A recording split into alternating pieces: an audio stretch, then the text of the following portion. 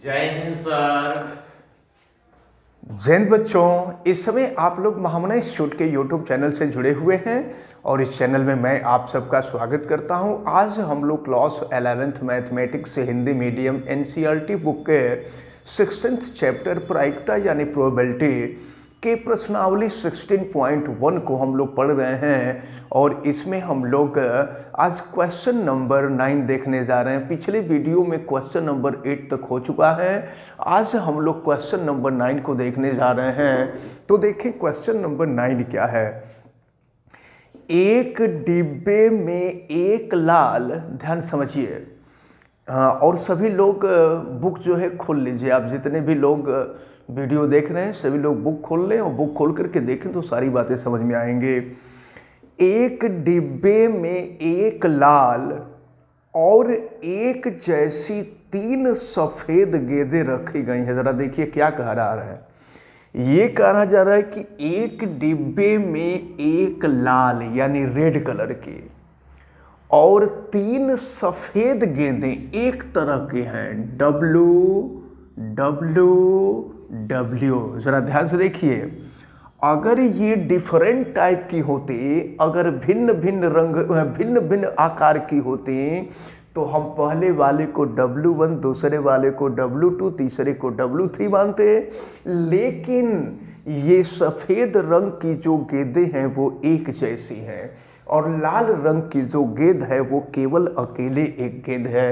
अब जरा ध्यान पूर्वक देखें तो आपसे कहा जा रहा है कि एक डिब्बे में एक लाल और एक जैसी 3 सफेद गेंदें रखी हैं जो उत्तरोत्तर बिना प्रतिस्थापित किए यादृच्छिया निकाली जाती हैं। बिना प्रतिस्थापित करना उसको कहते हैं कि एक गेंद को निकाले और गेंद को निकाल करके कहीं और रख दिए, तो इसको कहते हैं प्रतिस्थापित करना। अब बिना प्रतिस्थापित करने का मतलब गेंद को निकाले और गेंद निकाल करके फिर उसी में रख दिए, तो कहते हैं कि प्रतिस्थापित किए बिना 2 उत्तरोत्तर गेंदें यादृच्छिया निकाली जाती है। यादृच्छिया का मतलब अट रैंडम, देखे बिना, जिसको मन किया उसी को उठा दिए, तो इसको हम कहते हैं यादृच्छिया।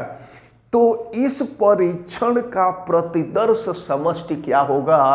प्रतिदर्श समष्टि यानी सैंपल क्या होगा? सैंपल आपसे पूछ रहा है। तो जरा देखिए, 2 गेंदों को निकाला जा रहा है, तो ये हो सकता है कि जब हम 2 गेंद को निकालें तो पहली बार में रेड कलर की गेंद आए और दूसरी बार में वाइट कलर की गेंद आवे। ये हो सकता है। भाई 2 गेंद निकाला जा रहा है तो एक में रेड कलर की गेंद आ सकती है, दूसरी बार में वाइट कलर की गेंद आ सकती है। फिर ये भी हो सकता है कि पहली बार में वाइट कलर की गेंद आ जाए और दूसरी बार में रेड कलर की गेंद आ जाए, क्योंकि 2 ही गेंदों को निकालना है। अब देखिए, ये हो सकता है कि तीसरी बार में हम निकालें तो पहली बार भी वाइट कलर की गेंद आ जाए और दूसरी बार भी वाइट कलर की गेंद आ जाए, तो ये प्रतिदर्श समष्टि होगा। अगर किसी डिब्बे में एक लाल रंग का और 3 सफेद एक जैसी गेंदें होंगी तो उनका प्रतिदर्श समष्टि यही होगा कि RW हो सकता है। RW का मतलब पहले रेड आए फिर वाइट आए, फिर ये हो सकता है कि वाइट आए रेड आए, ये हो सकता है कि दोनों वाइट आ जाए। तो इस प्रकार जो है ये क्वेश्चन नंबर 9 जो है, क्वेश्चन नंबर 9 आपका कंप्लीट होता है। क्लियर हुआ आप सबको? Yes sir. चलिए ठीक है। अब हम इसके बाद आते हैं क्वेश्चन नंबर 10 पर। देखते हैं क्वेश्चन नंबर 10 क्या कहा जा रहा है। क्वेश्चन नंबर 10 हम आपको बता रहे हैं। देखें, क्वेश्चन नंबर 10 में आपसे कहा जा रहा है कि एक परीक्षण में एक सिक्के को उछाला जाता है। जब सिक्के को उछाला जाता है तो हेड और टेल आता है। जब सिक्के को उछाला जाएगा तो हेड आएगा और टेल आएगा, यही होता है।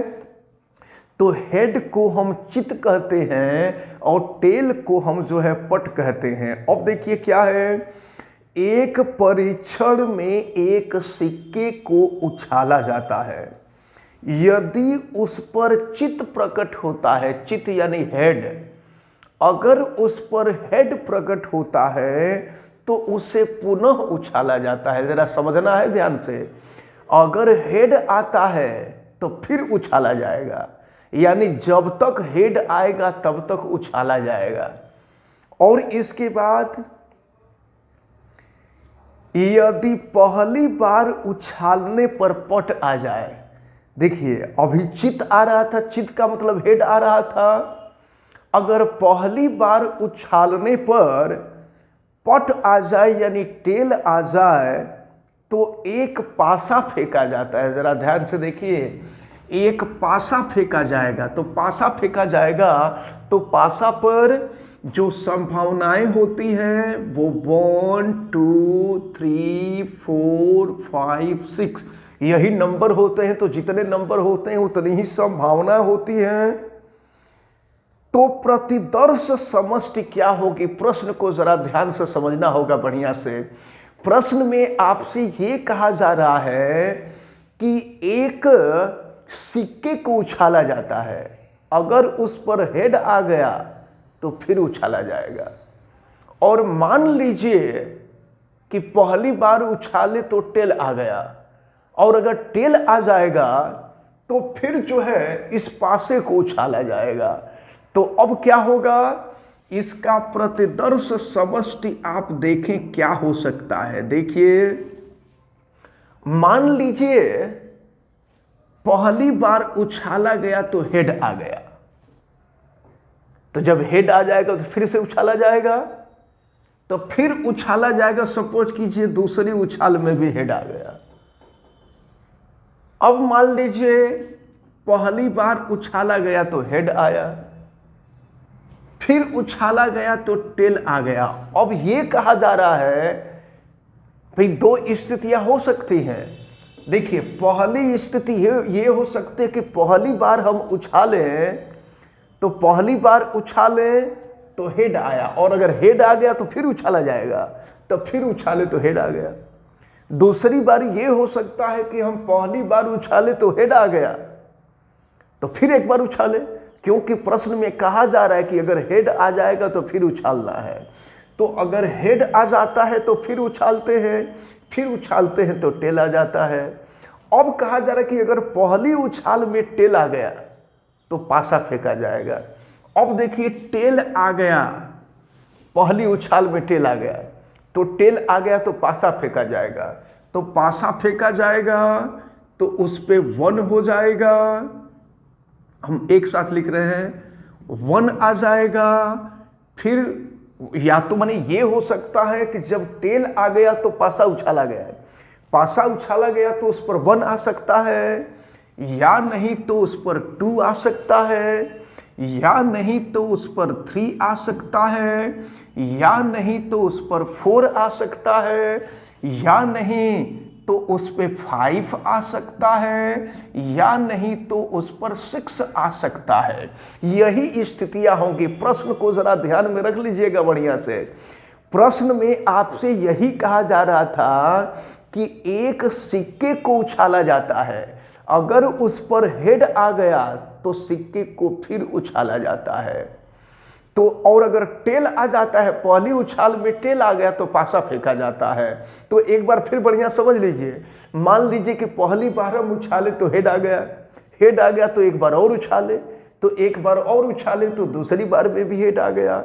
अब जो है पहली बार उछाले तो हेड आ गया, और मान लीजिए दूसरी बार उछालते हैं तो टेल आ सकता है, या अब मान लीजिए कि अब उछाले तो टेल आ गया। अब टेल आ गया तो फिर इसके बाद पासा फेंका जाएगा, तो ये हो जाएगा T1 T2 T3 T3 T4 T5 T6 हो जाएगा। तो ये जो है प्रतिदर्श समष्टि होगा। तो ये आपका क्वेश्चन नंबर 10 जो है कंप्लीट हुआ। समझ में आया आप सबको?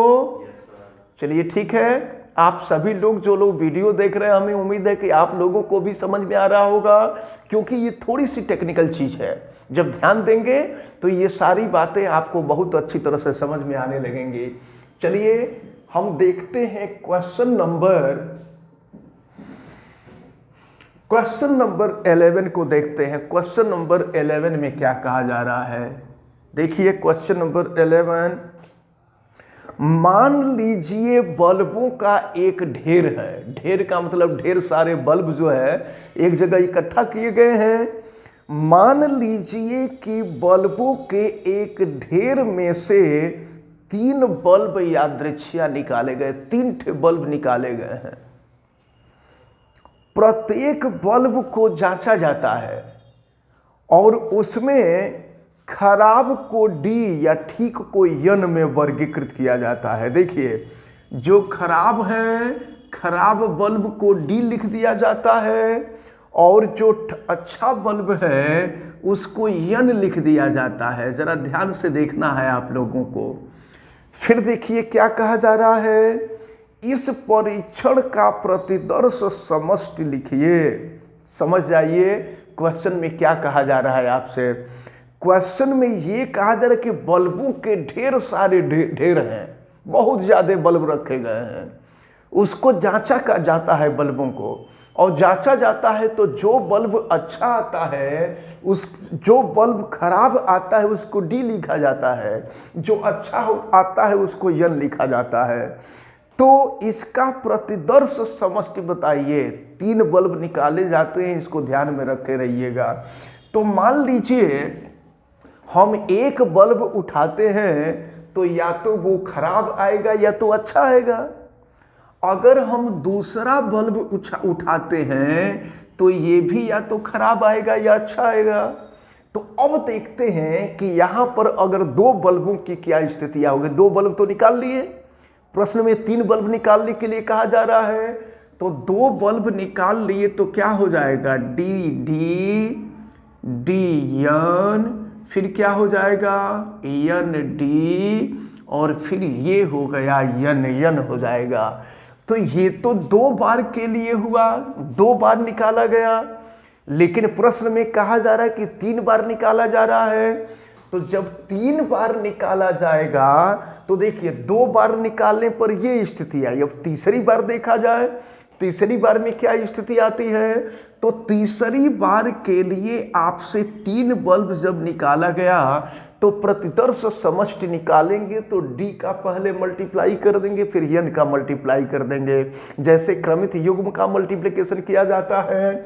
तो देखिए क्या आ जाएगा, डी डी डी हो जाएगा, फिर ये हो जाएगा डी डी यन हो जाएगा, फिर डी यन डी हो जाएगा, और फिर इसके बाद जो है डी यन यन हो जाएगा। फिर अगर हम आगे बढ़ें तो देखें क्या होगा, अब यन का हम मल्टीप्लाई कर देंगे तो यन डी डी हो जाएगा, फिर यन डी यन हो जाएगा। फिर हम आगे बढ़ रहे हैं, फिर यन यन डी हो जाएगा। अब नीचे लिख देते हैं, फिर यह चलिए यहाँ पर चलिए यहाँ लिख देते हैं तो यन यन यन हो जाएगा। इसका मतलब क्या हुआ, प्रश्न में आपसे कहा जा रहा है कि 3 बल्ब निकाला जा रहा है, तो 3 बल्ब निकाला जा रहा है तो हो सकता है कि तीनों खराब हो जाए, खराब बल्ब निकले। ये हो सकता है कि 2 बल्ब अच्छे और एक खराब निकले, एक पहला खराब निकले, दूसरा अच्छा निकले, फिर खराब निकले। तो ये जो सैंपल हैं, ये जो नमूने होंगे उनकी यही स्थितियां होंगी। यानी आपका जो क्वेश्चन नंबर 11 है, ये क्वेश्चन नंबर 11 आपका कंप्लीट हो गया। क्लियर हुआ आप सभी लोगों को? चलिए आगे बढ़ते हैं और अब हम आते हैं क्वेश्चन नंबर 12 पर। देखते हैं क्वेश्चन नंबर 12 क्या है। क्वेश्चन नंबर 12 में आपको दिया है, अब देखते हैं क्वेश्चन नंबर 12 क्या है। एक सिक्का उछाला जाता है, यदि परिणाम चित आता है, चित का मतलब उसको हम हेड कहते हैं और पट को टेल कहते हैं। एक सिक्का उछाला जाता। अच्छा, अगर सिक्का उछाला जाए तो क्या होगा? अगर सिक्का उछाला जाएगा तो हेड आएगा या नहीं तो टेल आएगा। सिक्का उछालने पर यही हो सकता है। तो एक सिक्का उछाला जाता है और अगर परिणाम हेड हो तो एक पासा फेंका जाता है। समझना है, अगर हेड आएगा परिणाम तो पासा फेंका जाएगा। यदि पासे पर एक सम संख्या प्रकट होती है, पासे पर अगर सम संख्या प्रकट होती है तो पासे को पुनः फेंका जाता है। इस परीक्षण का प्रतिदर्श समष्टि क्या होगा? अब थोड़ी सी टेक्निक है, दिमाग के कमजोर बच्चे रहे तो घबरा जाएंगे कि इसमें क्या पूछा जा रहा है। एक सिक्का उछाला जाता है, चलिए पहले देखा जाए। एक सिक्का उछाला गया तो अगर टेल आता है तो कुछ नहीं किया जाता है, छोड़ दिया जाता है। लेकिन अगर हेड आता है, ध्यान दीजिएगा, अगर हेड आ जाता है तो पासा उछाला जाता है। तो हेड आएगा तो पासा उछाला जाएगा, तो पासा उछाला जाएगा तो H1 हो सकता है। भाई हेड आया और पासा उछाला गया तो पासा पर 1 2 3 4 5 6 हो सकते हैं।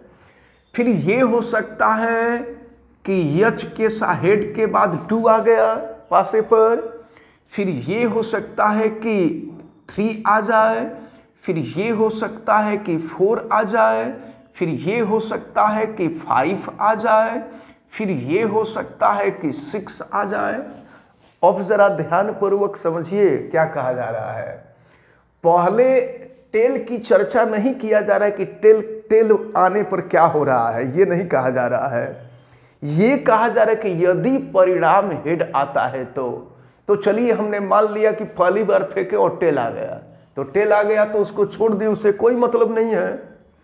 अब हेड आ गया तो पासा फेंक दिया गया। अब देखिए क्या कहा जा रहा है। अब अगर पासे पर सम संख्या आती है, सम संख्या देखिए पासा पर सम संख्या कहाँ कहाँ है? पासे पर सम संख्या यहाँ है, 2 है, 4 है, 6 है। तो कहा जा रहा है कि इस स्थिति में क्या किया जाता है कि इस स्थिति में पासे को फिर से फेंका जाता है। तब पासे को फिर से फेंकेंगे तो पासा पर 1 2 3 4 5 6 आएगा। तो अब देखिए प्रतिदर्श समष्टि क्या होगा। टेल आया तो टेल से हमें कोई मतलब नहीं। हेड आया तो अब हेड पर अगर विषम संख्या आती है तो भी कुछ नहीं करना है, विषम संख्या आ गई।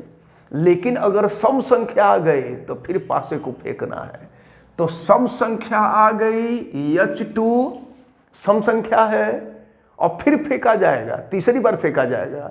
तो तीसरी बार फेंका जाएगा तो हो सकता है कि H2 1 आ जाए, H2 2 आ जाए, H2 3 आ जाए, H2 4 आ जाए, H2 5 आ जाए, H2 6 आ जाए। ये तो तब के लिए है जब सम 3 बार सम आया है, तो पहली बार सम संख्या 2 आई। तो अगर मान लीजिए सम संख्या 2 नहीं आई, सम संख्या 4 आ गई, तो अगर सम संख्या 4 आ जाएगी तो क्या होगा? तो फिर ये हो जाएगा आपका H4 1 हो सकता है, H4 2 हो सकता है, H4 3 हो सकता है, H4 4 हो सकता है, H4 5 हो सकता है, H4 6 हो सकता है। ये हो गया। अब मान लीजिए कि फिर सम संख्या में 6 आ गया था। तो अगर सम संख्या में 6 आ जाएगा तो हम नीचे ही लिख रहे हैं, सम 6 आ जाएगा तो H6 1 हो जाएगा, H6 2 हो जाएगा, H6 3 हो जाएगा, H6 4 हो जाएगा, H6 5 हो जाएगा, H6 6 हो जाएगा। तो ये प्रतिदर्श समष्टि होगा। इसको ध्यान में रखना है कि पहली बार उछाले टेल आ गया तो कुछ नहीं करना है। पहली बार उछाले हेड आ गया, तो हेड आ गया तो पासा फेंकना है। तो हेड आने पर अगर हम पासा फेंकेंगे तो इतनी स्थिति आएगी, लेकिन फिर कहा जा रहा है कि सम आ रहा है, तो अब सम आएगा तो देखिए सम आने पर ये स्थिति, ठीक ना, नहीं देखिए ये कहा जा रहा है, हम यहाँ गलत एक्सप्लेन कर दिए, यहाँ की स्थिति है। ये आपसे कहा जा रहा है कि जब टेल आ रहा है तो कुछ नहीं करना है, हम नीचे एक्सप्लेन कर दिए थे, ऊपर देखिए। तो अगर हेड आता है तो फिर पासा फेंका जाता है, तो हेड आया तो पासा फेंकेंगे तो उस पर 1 आ सकता है, 2 आ सकता है, 3 आ सकता है, 4 आ सकता है, 5 आ सकता है, 6 आ सकता है। लेकिन कहा जा रहा है कि अगर सम संख्या आ गई तो पासा को फिर फेंका गया, यानी 2 आ गया तो पासा फिर फेंकेंगे तो 1 2 3 4 5 6 फिर आ जाएगा, या अगर 4 आ गया तो फिर फेंका जाएगा तो 1 2 3 4 5 6 फिर आ जाएगा, या 6 आ गया तो 1 2 3 4 5 6 फिर आ जाएगा। तो ये होगा आपका प्रतिदर्श समष्टि, यानी ये आपका जो क्वेश्चन नंबर 12 है, ये क्वेश्चन नंबर 12 कंप्लीट होता है। क्लियर हुआ आप सभी लोगों को? Yes sir.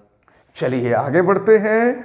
अब हम आते हैं क्वेश्चन नंबर 13 पर, देखते हैं क्वेश्चन नंबर 13 की क्या स्थिति है।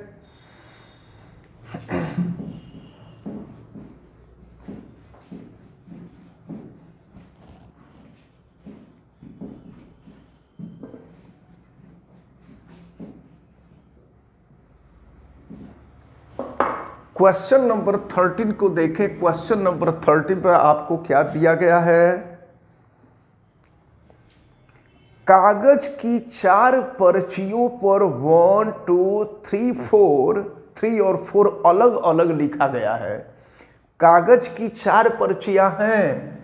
पहली पर्ची पर 1, दूसरी पे 2, फिर 3 और फिर 4 लिखा गया है। ये आपसे कहा जा रहा है कागज की 4 पर्चियों पर संख्याएं 1 2 3 और 4 अलग अलग लिखी गई हैं।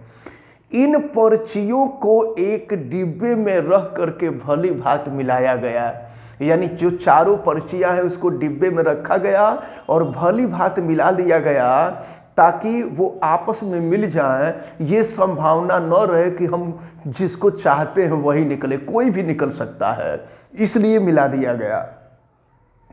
एक व्यक्ति डिब्बे में से 2 पर्चियां एक के बाद दूसरी बिना प्रतिस्थापित किए हुए निकाला।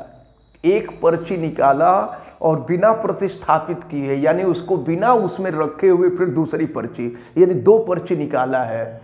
तो अब देखें इस परीक्षण का प्रतिदर्श समष्टि ज्ञात कीजिए। अच्छा, प्रतिदर्श समष्टि ज्ञात करना है। चलिए ध्यान पूर्वक देखें। 2 पर्ची निकाली गई है। अब जरा ध्यान में रखना है कि अगर मान लीजिए 1 वाली पर्ची निकाल ली गई है, एक बार में 1 वाली पर्ची निकाल ली गई, तो जब 1 वाली पर्ची निकल गई तो दूसरी बार में दूसरी, तीसरी और चौथी पर्ची के निकलने की संभावना होगी। तो अगर पहली बार में 1 निकलता है, पहली बार में अगर 1 निकलता है तो ये हो सकता है कि दूसरी बार में 2 आ जाए। फिर ये हो सकता है कि पहली बार में 1 निकाले तो दूसरी बार में 3 आ जाए। ये हो सकता है कि पहली बार में 1 निकाले तो दूसरी बार में 4 आ सकता है। अब सुनिए, अगर मान लीजिए कि पहली बार में 2 आ गया, तो अगर पहली बार में 2 आ जाएगा तो दूसरी बार में 1 आ सकता है। क्योंकि 2 निकाल लिए हैं तो दोबारा 2 थोड़े आएगी, 2 को तो हम निकाल चुके हैं। तो 2 1 आ सकता है। फिर हो सकता है कि 2 पहली बार में 2 आए, दूसरी बार में 3 आ जाए। ये हो सकता है कि पहली बार में 2 आए, दूसरी बार में 4 आ जाए। अब आगे बढ़िए।